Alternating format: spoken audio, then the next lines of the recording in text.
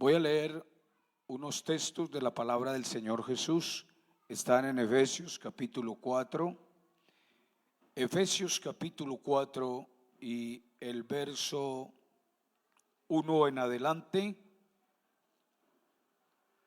Dice la eterna y poderosa palabra del Señor: yo pues preso en el Señor, os ruego que andéis como es digno de la vocación con que fuisteis llamados, con toda humildad y mansedumbre, soportándoos con paciencia los unos a los otros en amor, solícitos en guardar la unidad del Espíritu en el vínculo de la paz. El último, el 4. Un cuerpo, un espíritu, como fuisteis también llamados en una misma esperanza de vuestra vocación. ¿Qué detalle hay ahí en esos versículos? En la vocación. La vocación y ministerio. ¿Por qué Dios me puso en el corazón en esta mañana, o mejor en esta semana, que hablara de esto? Porque es necesario que nosotros, los servidores, nos demos cuenta si en realidad en nuestra vida hay un ministerio de parte de Dios, pero que también hay una vocación. Porque si hay el ministerio y no hay la vocación, entonces no se va a poder realizar y desarrollar la capacidad que Dios le ha dado, que Dios ha depositado en usted. Estas dos funciones deben de interactuar, deben de ir juntas para poder que haya un soporte y usted y yo le podamos servir al Señor con alegría, con entusiasmo, con humildad, con deseo de que la iglesia crezca, no solamente a nivel local. Soy enemigo de eso, de pensar solamente en lo local. Tengo una visión, no soy misionero, no fui misionero en el extranjero, pero soy misionero a nivel nacional. Amén, soy pastor y en mí debe de haber una visión, porque Dios ha puesto en nosotros. Recuerde que la Biblia dice que Él mismo constituyó a unos apóstoles, a otros profetas, a otros evangelistas, a otros pastores y maestros, con el fin de perfeccionar a los santos para la obra del ministerio. ¿Qué significa la palabra vocación? Es una inclinación o interés que una persona siente en su interior para dedicarse a una determinada forma de vida o un determinado trabajo. También significa acción de llamar, expresa de un modo muy general un encuentro de dos libertades: la absoluta libertad de Dios, que llama a la libertad humana que responde a este llamado. Esto significa la vocación, significa entrega, significa interés, significa humillarnos ante la presencia del Señor, significa una determinada forma de vida o de trabajo. En este caso, usted y yo tengo un trabajo de tiempo completo en el ministerio, las 24 horas del día, que no son mías, pero que Dios me las presta para desarrollar el ministerio que Él me ha dado. Ahí en esas 24 horas tengo que estar pendiente de esta vocación.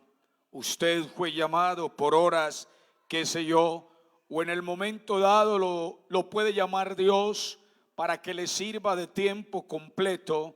Y por eso quiero despertar aquí la inquietud de lo que es vocación y ministerio, que también tiene que ver con el llamado de nuestro Dios. En la teología, la vocación es una inspiración o moción interior por la que Dios llama a una persona para un determinado estado o forma de vida. Dios es el que motiva al hombre y la iniciativa siempre es Dios. Dios es el que llama, Dios es el que inspira, Dios es el que motiva a el hombre y a la mujer para que hagan esta función de servirle a Él. En el contexto de hoy hay pocos servidores, no hay una adecuada formación como para que nos demos cuenta de que el servicio a Dios es necesario hacerlo por muchos motivos, pero hoy se vislumbran servidores que no tienen ese llamamiento, sino que de pronto se inclinan meramente por la parte externa, por la parte secular. Y qué tan importante es el estudio teológico de la iglesia. Yo lo hice en el año 2000, de pronto está obsoleto, pero quiero decirle que es una bendición este estudio, porque esto amplía lo que ya el Espíritu Santo nos ha dado. Nos ayuda a ordenar, a clasificar y a trazar un mensaje. Pero seguimos insistiendo, los hombres que ya llevamos unos días en esto, de que el servicio a Dios está meramente basado en la dirección del poder del Espíritu Santo y que haya un real llamamiento de parte de nuestro Dios. Esto se necesita hoy y creo que es hasta el final. Israel, miento a Israel porque parece que en muchos cristianos y en muchos pastores no le dan mucha importancia a Israel, al Antiguo Testamento, pero si sacamos el Antiguo Testamento, no nos quedamos en tinieblas, pero sí sería un poco incómodo extraer lo que es la enseñanza para la gracia, para el reinado de Cristo, para el reino de Dios, para la predicación del Evangelio. Pues si Israel no es la iglesia, es un pueblo amado y respetado por nuestro Dios y que tiene muchas significaciones con respecto a lo que es la iglesia. Dios cumplió en Israel todas las promesas, Israel las visualizó, Israel pudo ver la gloria del Señor de una y de otra manera. Que haya endurecido el corazón con Dios es otra cosa, pero Cristo, el Dios eterno, se manifestó a los israelitas con pruebas indubitables, como fue cuando cruzaron al mar, cuando les dio maná del cielo, en fin, tantos milagros y prodigios vistos por sus propios ojos, y sin embargo volvían a lo ilusorio, volvían a decaer, su fe menguaba y se introducían de nuevo a cosas que ellos sabían que el Dios Todopoderoso no estaba de acuerdo.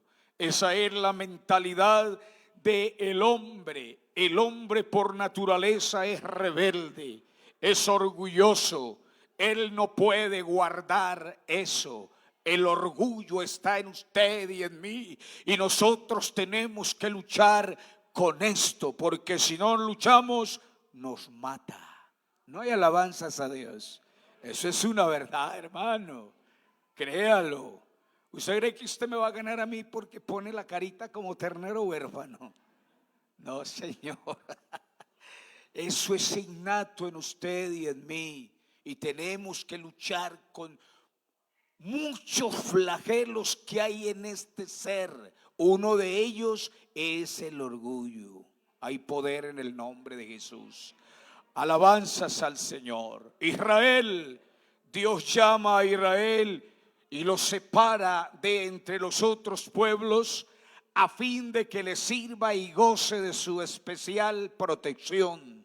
Dios siempre es el que toma la iniciativa en llamar y casi siempre es una minoría los que responden. Hay gente que tiene llamamiento de Dios, pero que están esperando allá en su regazo, allá en su recámara, allá están resguardados, esperando que Dios mueva, esperando que Dios haga su voluntad. Pero recuerde que Dios hace una parte y nosotros los hombres hacemos la otra. En el Nuevo Testamento Dios llama al hombre en Cristo. ¿Para qué? Para un propósito que Dios mismo determina. La gracia de Dios no solamente vino para salvar al hombre, no, esto es lo primordial y es lo primero. Porque lo primero que Dios hace es salvar a un pecador, no importa en la condición que se haya. Si el pecador lo reconoce como el Salvador y le brinda toda su vida, le da todo su ser, Dios se encarga, aleluya, de hacer una obra sobrenatural en ese hombre para que él se levante y le dé la adoración a él. Usted no sabe la alegría que siente Dios, que siente el Cristo de gloria cuando un pecador se levanta, o mejor Él lo levanta y comienza a adorar y a exaltar a nuestro gran Dios y Salvador Jesucristo. Usted no sabe la satisfacción que siente Cristo. Alabado sea el nombre de Jesús. Yo creo que los ángeles, aquellos ángeles que adoran en el cielo, aleluya, y que ellos también se gozan en ver a la iglesia adorar al Señor, ellos tienen que sentir, aleluya, también algo. Ellos quieren, ellos también se gozan, ellos alaban a Dios solamente porque Él es grande, solamente porque Él es el creador del universo, solamente porque Él los creó a ellos, por eso lo alaban. Pero la iglesia no lo alaba simplemente por esto. Pues si usted quiere pruebas para que alabe al Señor, pues entonces inspírese en todo lo que hay a nuestro alrededor, porque todo lo que hay creado, los cielos y la tierra, fueron creados por este ser, el cual estoy presentando en esta mañana. Alabado sea el Cristo de poder. Quiero decirle que la iglesia no solamente alaba al Señor porque Él es grande, porque Él creó todo, porque Él nos dio la existencia. No, creo que nosotros, si usted tiene un verdadero conocimiento de esto, de la gracia, entonces usted alaba al Señor porque Dios lo salvó, porque Dios la salvó, porque Dios lavó ese corazón podrido, llagoso que teníamos y colocó un corazón de carne limpio. Y no solamente esto, sino que depositó en él algo muy grande, y es su misma presencia. Adórelo, hermano, adórelo. Oh, soberano, aleluya, alabanzas al Señor. Dios es el que llama al hombre y lo llama en Cristo Jesús con propósitos muy grandes. Crea, hermano joven, créame que Dios tiene grandes propósitos para su vida. Usted no está aquí por mera conveniencia. No, usted está aquí porque Dios tiene propósitos con usted. Al oír esto, Jesús les dijo: los sanos no tienen necesidad de médico, sino los enfermos. No he venido a llamar a justos, sino a pecadores. Me decía un joven pastor: yo estoy muy agradecido con Dios. Ya pertenecía a la directiva de jóvenes y me dijo: yo estoy muy agradecido con Dios. Y quiero decirle, me siento en una encrucijada, porque a veces pienso y añoro y quisiera que Dios me diera la oportunidad de salir de tiempo completo, pero el mero hecho de pensarlo me da un temor enorme por lo que fui. Y le dije: ¿qué fue usted? Y me contó todo. Y no se preocupe, usted no vivió ni siquiera la mitad de lo que yo viví. ¿Cómo así, pastor? Sí, señor, a usted le faltó esto, esto y aquello. Y mire, yo estoy en el ministerio. Pastor, entonces yo puedo servirle a Dios de tiempo completo. Y es claro, ¿cómo no? ¿Qué hago? Esa es la actitud. ¿Qué hago? Varones, hermanos, ¿qué haremos? ¿No fue esa la multitud que le preguntó a Pedro cuando Pedro presentó el mensaje poderoso de las buenas nuevas de salvación? ¿No fue ese el efecto que produjo la palabra cuando Pedro la expuso poderosamente bajo la unción del Espíritu Santo? Varones, hermanos, ¿qué haremos? Aleluya.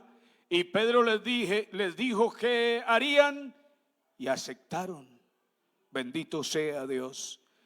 Eso se trata de voluntad, se trata de obediencia, se trata, aleluya, de tener un ministerio, pero también tener una vocación.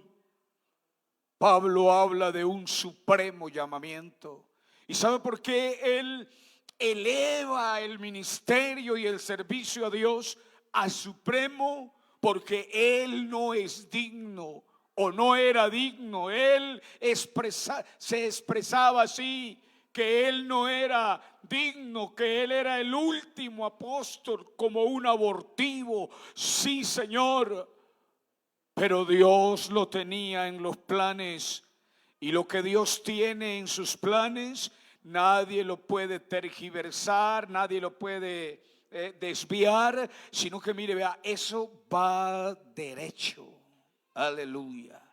Como un edificio que no puede tener una desviación, ni siquiera, que lo diga aquí el hermano Dani, no se me duerma, está conectado, pero con el tercer cielo, que gloria a Dios. Digamos todos: gloria a Dios. Al nombre de Jesús. Él es ingeniero y él sabe que un mínimo detalle de un edificio, por ahí se puede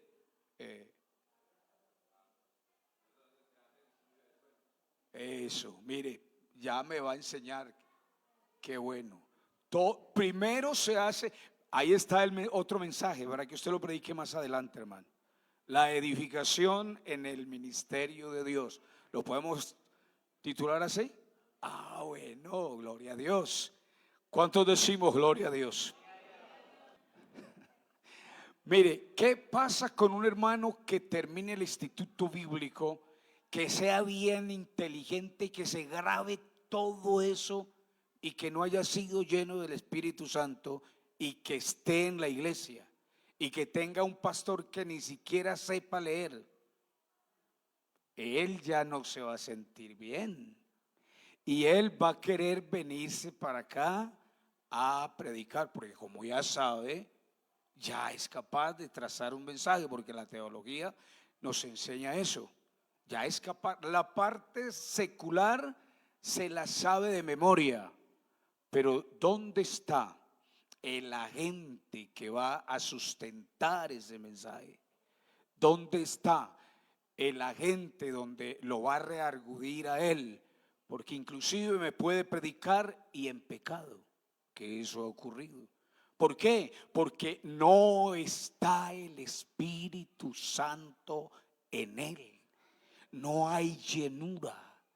Y Cristo muy claro lo dijo: el que tenga sed, venga a mí. De su interior correrán ríos. ¿De qué? De agua viva.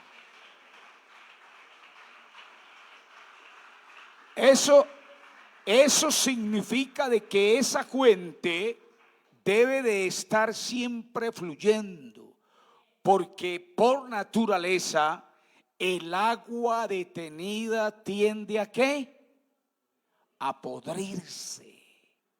Por mucha sed que usted tenga, si llega a un pozo que tiene agua, pero que esa agua está detenida y está podrida, usted es difícil que tome de esa agua. El creyente en general, y máxime el servidor, debe de permitir que le fluya el agua del poder del Espíritu Santo en su vida. Dígame, hermano. Esa es una verdad. Alabanzas al Señor. Dice que el llamamiento supremo, hablando de los llamamientos del Antiguo Testamento, Pablo habla de un llamamiento supremo. La palabra supremo tiene que ver con lo máximo. Y es que es una verdad, porque el llamamiento que Dios hace en la gracia es un llamamiento de parte de Dios a través del Evangelio. O sea, da salvación. Cuando nosotros entregamos nuestra vida al Señor, Dios nos salva de esa vana manera de vivir. Dios hace un rescate. Dios, a través de la predicación de la palabra del Señor, hace el llamado, tira la red, y Él, como el pescador por excelencia, nos saca de allá, de ese río de maldad, de crueldad, y comienza a hacer el trabajo que Él sabe hacer. La santificación. El servidor debe de pasar por estos procesos. Primero, sentirse salvo. Cuando el hombre se siente salvo de la condenación eterna, cuando tiene las fuerzas suficientes para desprenderse de la droga, del alcohol, de la prostitución, de la avaricia, de la hipocresía, de la envidia, porque hay pecados externos que se ven, pero hay otros que son internos, que solamente los puede ver Dios y usted mismo. Por eso el segundo juez suyo y mío es la conciencia. La conciencia es algo que, vea, por ahí dijo alguien: no hay mejor almohada que una conciencia limpia. Alabanzas al Señor, alabanzas al Señor. Y es una verdad, porque si yo tenemos que darle cuenta primeramente a Dios. Y Dios sabe qué hay en su corazón para que usted, pero está muy de moda la palabra: ay, es que Dios es tan bueno, Dios es tan misericordioso. Claro, cómo no, eso no se puede negar. Dios es muy misericordioso. Por eso hasta el día de hoy nos tiene vivos. Están sentaditos escuchando la palabra del Señor. Yo, aunque un poco quebrantado, sin embargo estoy predicando, me siento bien, porque yo cuando predico me siento aliviado. Salvación, santificación y servicio. Si no hay salvación ni santificación, ¿puede haber algún servicio? Claro que sí, puede haber algún servicio, pero se hace muy muy espontáneo, muy superficial, muy mediocre, esa es la palabra. Se hace un servicio que no tiene como esa garantía y ese sello de parte del Señor. Es un servicio a la vista de todos nosotros, pero creo que delante de Dios estamos quedando mal. Porque si no hay salvación, si no hemos experimentado el gozo de la salvación, si no estamos persuadidos de que en verdad Cristo regenera, Cristo cambia, entonces ¿cuál es mi motor o mi fuerza para yo ir a un mundo pecador, para ir a una cárcel, para ir a un centro de rehabilitación, para ir a la minorista? Con solo mentar la minorista se me erizan los vellos de las manos. Allá hay infinidad de demonios. Por eso tenemos que estar muy preparados.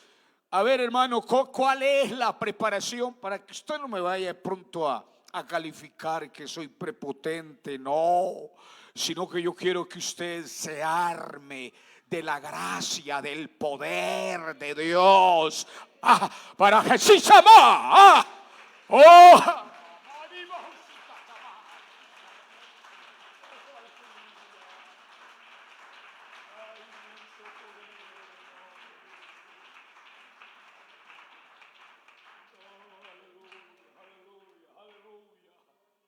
Bendito sea nuestro Dios.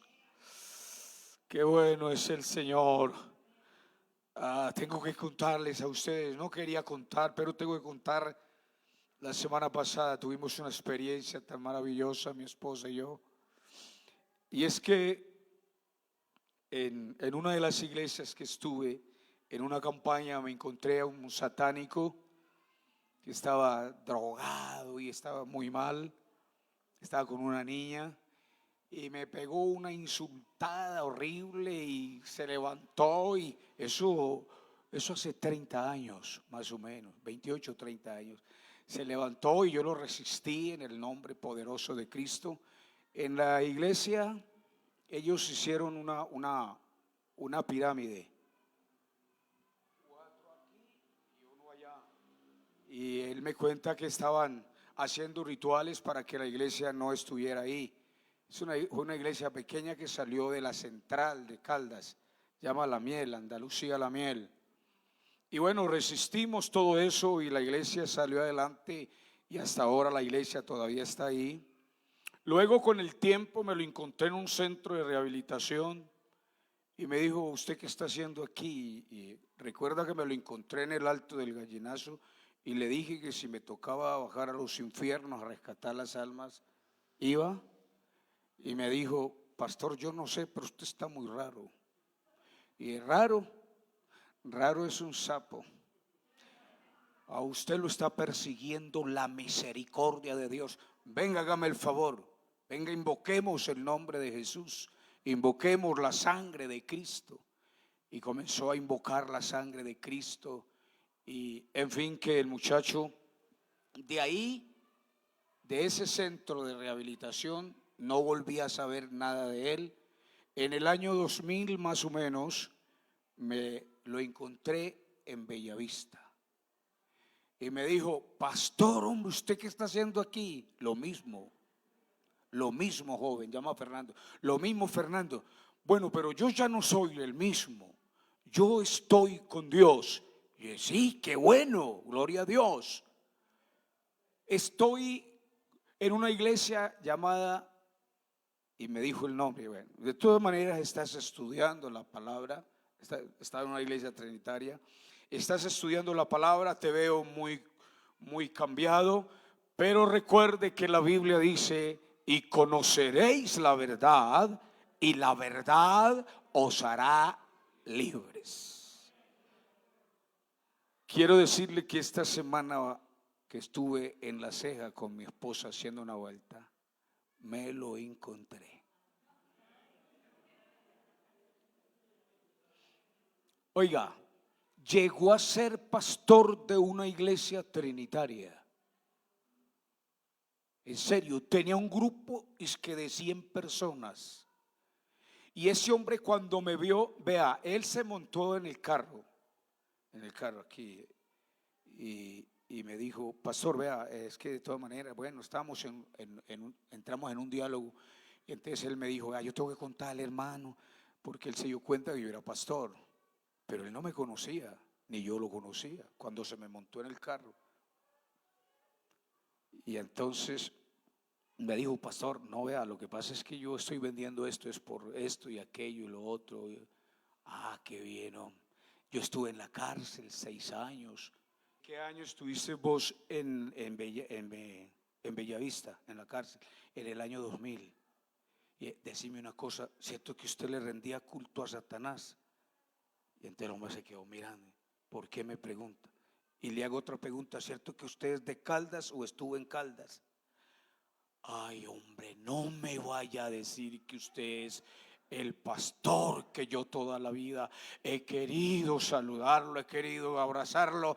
Y ese hombre me abrazó y comenzó a llorar de una manera. Yo también tuve que llorar con él, porque fue algo muy espectacular, muy hermoso. Tuvimos que llorar, mis compañeros que estaban conmigo lloramos, mi esposa lloró. Él se apartó de esa iglesia. Como es que ya, eso como que es de ricos, como que no se reúnen sino ricos ahí en una sociedad, y como, porque él tiene, imagine que tiene aretas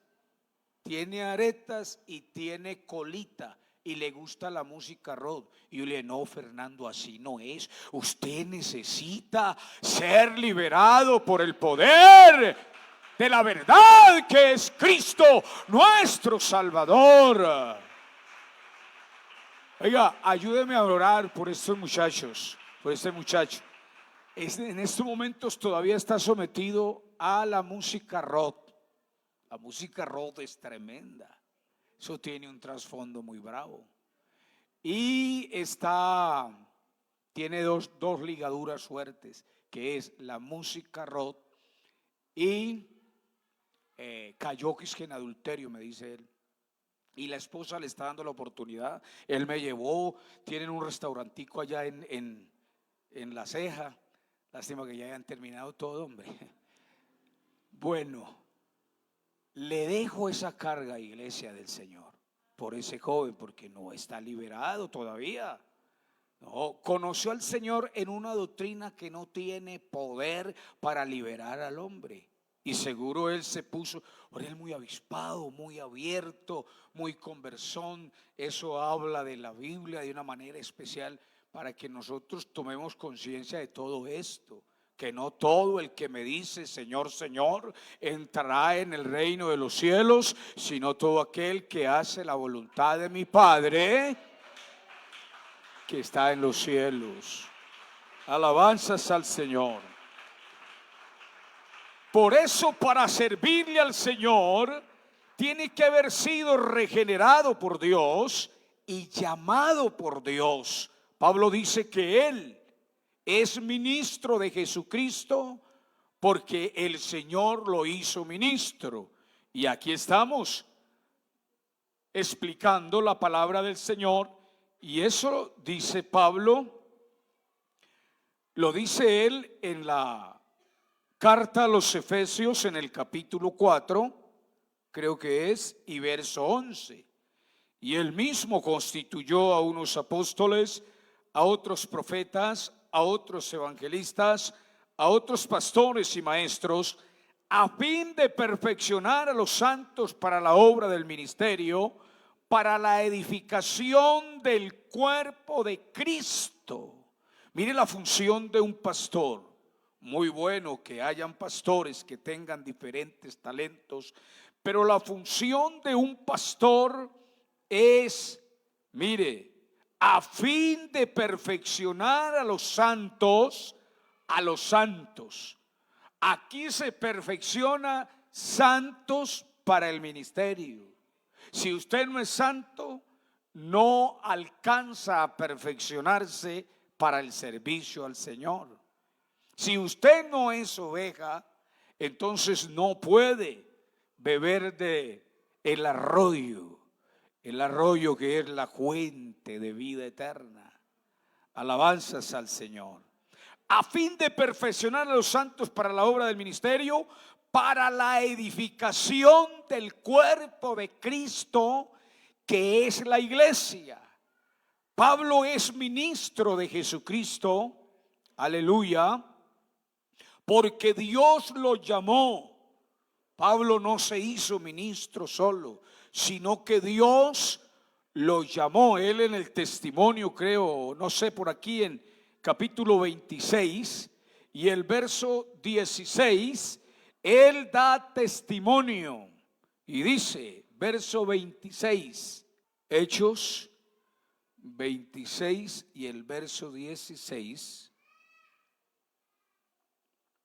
pero levántate y ponte sobre tus pies, porque para esto he aparecido a ti, para ponerte por ministro, y testigo de las cosas que has visto y de aquellas en que me apareceré a ti. Gloria al Señor.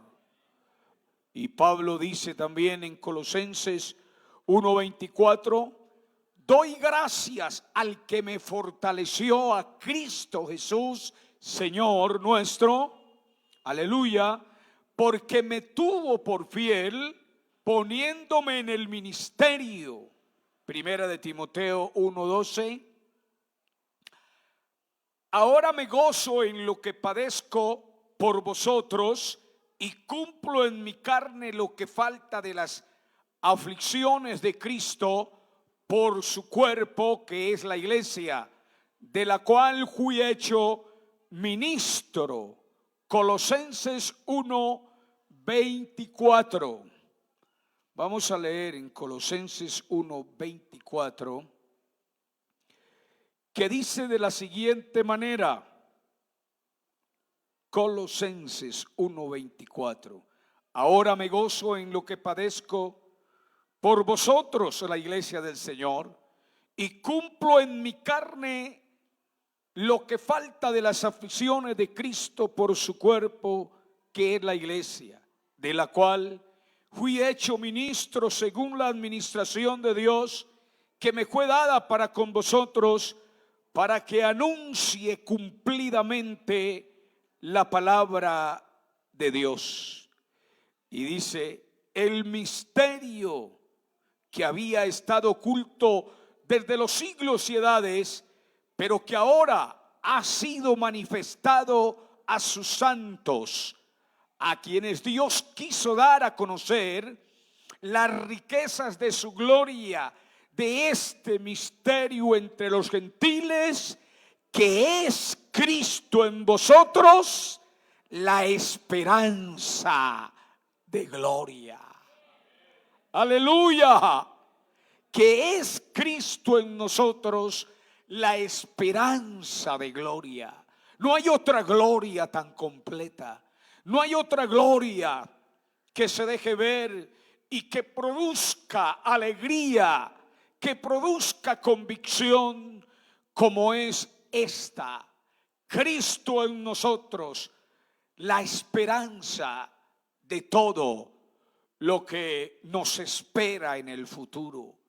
Nuestro futuro, he dicho, no es un futuro incierto. Usted no puede decir de que le está yendo así, que le va a suceder aquello y lo otro. Usted no puede vivir en una zozobra, en una inquietud, porque eso es negar la eficacia de la gracia y de la gloria del Señor. Nosotros, nuestra esperanza, aleluya, está en el autor y consumador de la fe. Está en el diseñador de este maravilloso programa llamado el Evangelio del Reino de Dios. El evangelio que un día llegó a nuestros corazones y cambió nuestro rumbo, dio un giro espectacular nuestra vida. Y aunque no éramos nada, ahora somos los hijos de nuestro Dios. Y más que hijos, somos los administradores de un poderoso mensaje que transforma al mundo si éste lo escucha y lo lleva a su corazón. Digamos todos gloria a Dios. Pablo estaba hablando de la gracia que nos fue dada en Cristo Jesús. Pablo dice, pero que ahora ha sido manifestada por la aparición de nuestro gran Dios y Salvador Jesucristo, el cual quitó la muerte y sacó a luz la vida y la inmortalidad por el evangelio, del cual yo fui constituido predicador, apóstol y maestro de los gentiles. Servirle a este Dios, joven. Mire, usted puede tener las proyecciones que sea y no le es quitado. Usted puede ser un profesional, que dijera yo, un químico, un científico, un profesor de lenguas, etcétera, etcétera. Y qué bueno, en la iglesia los hay. Pero la proyección más grande que hay, y que yo lo invito para que usted se proyecte a esto, es servirle a este Señor. Servirle a este. No hay nada perdido. ¿Por qué? Porque Pablo dijo que todo lo tenía por basura para alcanzar lo máximo de este ser que tuvo misericordia de él y que desprendió ese velo de religiosidad que había en él y lo introdujo al mismo cielo. Porque para Pablo hacer lo que hizo, tuvo que ver la gloria de nuestro gran Dios y Salvador Jesucristo. Y para usted poder servir, amado hermano, con convicción, usted tiene que remojarse. Le voy a decir esa palabra para que me la entienda. Usted tiene que vivir remojadito, aleluya. Como cuando metemos almojábana al café. Así usted y yo tenemos que vivir remojado en el poder del Espíritu de Dios. ¿Para qué? Para que usted tenga el respaldo de este Dios. Y si usted y yo tenemos el respaldo de este Dios, pase lo que pase, venga lo que se venga, usted está en un círculo y para donde se mueve, usted siente la gloria y el poder de nuestro gran Dios y Salvador Jesucristo. Y la Biblia dice, aleluya, que si Cristo está con nosotros, ¿quién? Oiga, Pablo hace esa pregunta. ¿Quién? Esa es una pregunta que Pablo se hace. Si Cristo es con nosotros, ¿quién puede ser el, inclusive con todo respeto que los ángeles se merecen? Si ellos actúan en contra mía, sin autorización del que estoy predicando, les va mal. ¿No creen ustedes? Porque es que Pablo lo dice muy claramente. Si Cristo está con nosotros, ¿quién contra nosotros?